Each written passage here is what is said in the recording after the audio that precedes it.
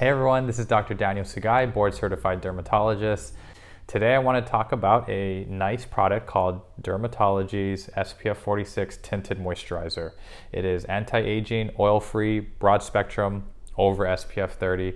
Very popular product, and I know one of you, my viewers, were actually checking in and asking, hey Dr. Sugai, is that video coming out soon? So thank you for your interest, thanks for checking in. I wanted to give this a good several weeks of use to give you a nice unbiased review. I bought this with my own money on Amazon for $20, and it came to me not in any fancy box, but when I took off the bubble wrap, my gosh, this is a very beautiful bottle. It's a pump, and it's very nice stainless steel look, clear cap here. You see you can get some of the tinted sunscreen smudges inside of it. I should do a comparison review of the tinted Dermatology SPF 46 against EltaMD UV Clear's tinted sunscreen to see if there's any difference between the two in a Dr. Sugai compares, so stay tuned for that. My favorite sunscreens, EltaMD UV Clear, which I scored very highly before. This is known to be the EltaMD UV Clear dupe, and is it true? Is this product a worthy adversary to EltaMD? Even though I sell EltaMD in my office, I'm not conflicted in any way because I want to give unbiased information on this channel. If I am sponsored, I want to let you all know I'm not sponsored by Dermatology. EltaMD is 1.7 ounces, which is pretty standard against, Supergroups and La Roche-Posay. I believe La Roche-Posay Anthelios 50 is 1.7 fluid ounces. Yes, and it is truly 1.7 fluid ounces, and the price is much less. So this is about $36. This one is about $20, $21, $22. I bought this one on Amazon. So very affordable, and I'm going to talk to you about its benefits, and I'll even show it to you on the back of my hand. It's SPF 46, which is great. Big plus there. You want your sunscreen to have more than SPF 30. For those using SPF 15, I do caution that, a lot of times we underestimate how much we put on. So if you put a SPF 15 on and you underestimate it, you put too little, it could be an SPF 8 on your skin, which is scary. So we do recommend a half a teaspoon amount of sunscreen for your face and neck. Don't forget your eyelids, your ears, of course your neck as well. Dermatology, it says medical grade skincare, anti-aging, oil-free. It's broad spectrum, which is great. You want it to cover UVA and UVB rays. Zinc oxide is the main ingredient with some octinoxate, which is a similar ingredient list to UV Clear. EltaMD UV Clear has the same ingredients. Zinc oxide, had this discussion with another viewer on a previous video. Zinc oxide does cover UVA, UVB, just like titanium dioxide, but zinc oxide actually is superior in terms of UVA coverage. UVA can be broken down into UVA1 and UVA2. UVA1 being a longer wavelength, UVA2 being more towards the UVB spectrum. UVA1 is not covered well by titanium dioxide. UVA is used by tanning beds. The tanning salons use that to help you tan, but it does add to other things like aging, wrinkles, sunspots, all those things that you don't want.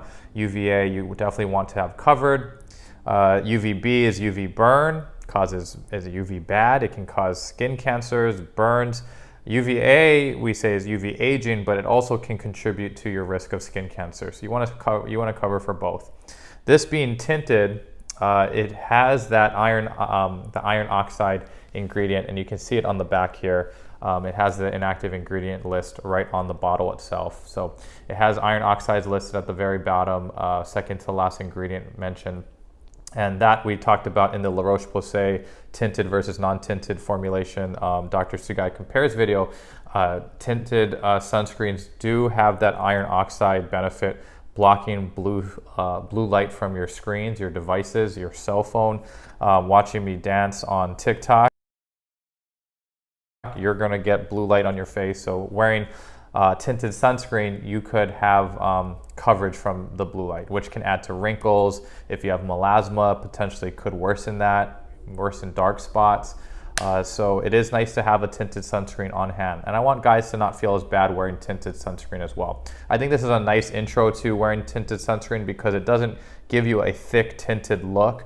And when you have dry skin, it doesn't pill or clump like La Roche-Posay's tinted sunscreen can, especially if you're peeling. Universal Tint contains anti-aging ingredients. So what does that mean?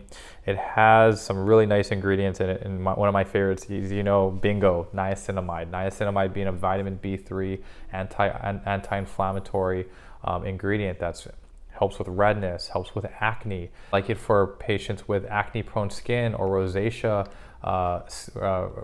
prone skin, where this could help bring down inflammation and also prevent acne, or even help treat acne at times. So I know niacinamide is not for everyone, but it is a nice start for those with oily skin. It also has vitamin E, which is an antioxidant.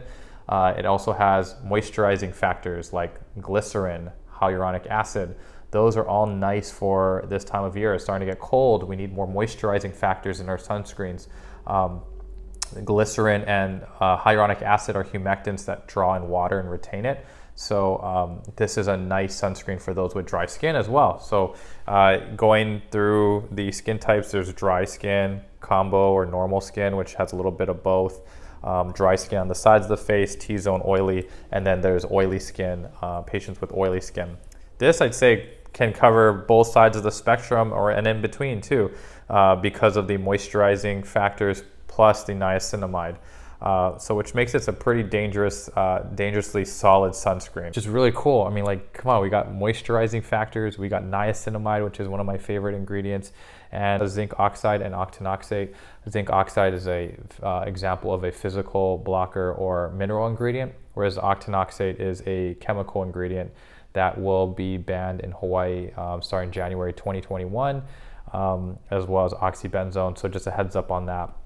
They're worried that this ingredient does bleach coral reefs because it has done so in the laboratory setting. In the real world setting, not sure if it truly does it, but Hawaii will ban it. In terms of how it comes out, let's take a look here. Let's see here. Ooh. It's gorgeous. Look at that. Comes out really nice. You might think it looks a little shiny, but it actually rubs in really well, and it's actually moisturizing. I know I talked about in my other video about the La Roche-Posay Anthelios 50 causing a little bit of pilling with dry skin, and it gets the tinted version can get really clumped up. So if you're worried about if you're a man that you don't want to be caught wearing a tinted sunscreen, which I totally think is fine, no judgment. I actually wear tinted sunscreen. You know, it can be a little bit obvious. It'll clump up and pill. And so, wow, look at that. That's just gorgeous. Look how that just rubs on.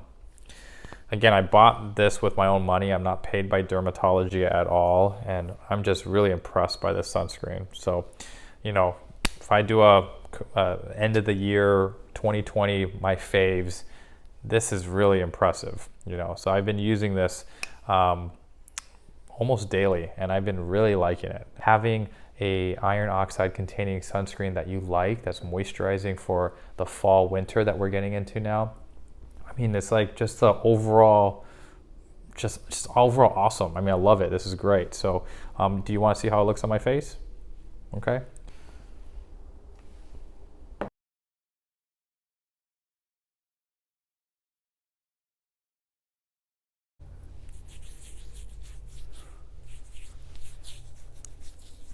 Don't forget your nose and your ears and your neck. Doesn't have a scent really.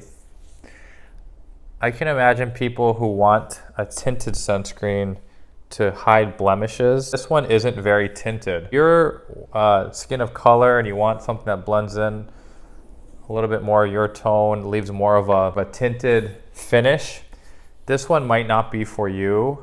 It is pretty light. As you can see, it's not very tinted. It's not making my skin tone any darker. And if I were to have blemishes, like I did get cut in where I was playing with my kids and I got scratched on my face here, you know, those things, it won't hide that. So you probably will need some foundation over it if you want to hide some blemishes. So just a heads up on that. I know we're wearing our masks, so it doesn't really matter too much for a lot of people. We're not wearing makeup as much during this time, but you just a heads up that this does not hide blemishes. It does rub in great. It has a nice light finish. The octinoxate is probably added in just to give it that light finish, versus straight up zinc would just be really thick and heavy and can give you that white cast. This avoids it with some octinoxate in it, some of the tint, but the tint isn't very strong. So just a heads up on that. But yeah, I hope this shows that it rubs in well on my skin type. So just going through this really quickly, I like this product a lot. So Dr. Sugai skin score, I give it a 4.5 shakas out of 5. It is up there with EltaMD UV Clear. I will start recommending this to my patients, especially for those with acne or even dry skin, because it has the humectant ingredients in it. But if your goal is to hide blemishes, you'd probably want something a little thicker, like Supergoop's, matte screen might be a little better at hiding blemishes. It's not a true BB cream or BB blemish balm. It's more of just a straight up sunscreen. But if you're okay with something that just rubs in well, this is for you. I did not get a few points or half a point because of the octinoxate in it. For those of you who want to be chemical free, just want to be straight up physical blocking or zinc or titanium ingredients, then this has octinoxate in it. It also does have, and if you also want more of a tinted look, then this isn't very tinted too. It blends in, it kind of fades away. But the nice thing about it is that when I wear a mask, the inside of my mask doesn't get stained like La Roche-Posay's Anthelios 50 tinted sunscreen. That would really get my mask all tinted, or the residue would imprint on the inside of the mask. This one really doesn't. So I did do a test and I let it dry and wore my mask over it. Didn't leave any tint on it. And then also I tried even putting sunscreen on my face and then applying the mask right over while it's still wet, and it actually didn't show much on this medical grade mask. So pretty cool. And drop some comments down below if you like this sunscreen, or if you have reservations, or if you don't like it, you've tried it, you're disappointed by it. But I also have the link down to the Amazon as well, where you can purchase this sunscreen if you're interested. I will compare this to EltaMD's UV Clear tinted sunscreen and see if texture-wise they are similar or they're different. I'll let you know in a future video. Please follow me on Instagram and TikTok. Having a lot of fun there. If you want to see me get silly and dance and add some more quick fire skin tips, check me out there as well. All right, so take care and be well. Peace.